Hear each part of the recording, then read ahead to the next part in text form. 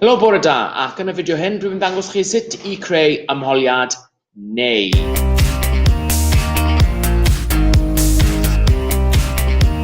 Right, yn y fideo yma, ni'n dangos chi sut I gwneud yr ymholiad neu. Rydyn ni'n edrych am dau peth yn yr un maes. So, dwi'n mynd I ddewis Dewi 1 a Dewi 2.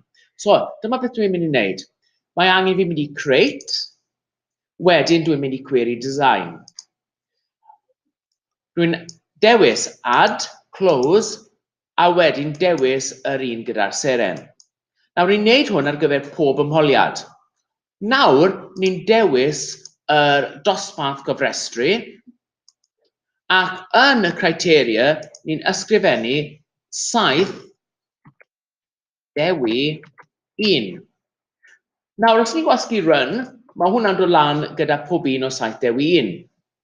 Ond, ni sy'n saith Dewi 2 hefyd. So, ni'n ysgrifennu o dan o fe saith Dewi 2. Gwasgu run, a chi gweld nawr mae pob un o saith Dewi 1 a pob un o saith Dewi 2 yn dod fyny. So, os oedd rhywun sy'n dewis Eisteddfod llysoedd Dewi, mae pob un o llys Dewi wedi dod fyny. Mae'n mor hawdd a na. Nawr, dwi'n recordio'r fideo hyn nawr, ac ydych chi'n gallu credu bod dosbarth gyda fi yn yr ystafell? O, chi wedi clywed nhw nawr? Y cwestiwn sydd gyda fi yw, pa dosbarth yw dosbarth gorau yn blwyddyn saith? Oce.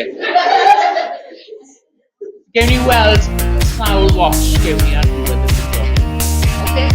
Hwyl am nawr, a dyna ffordd i'n gwneud ymholiadau neu.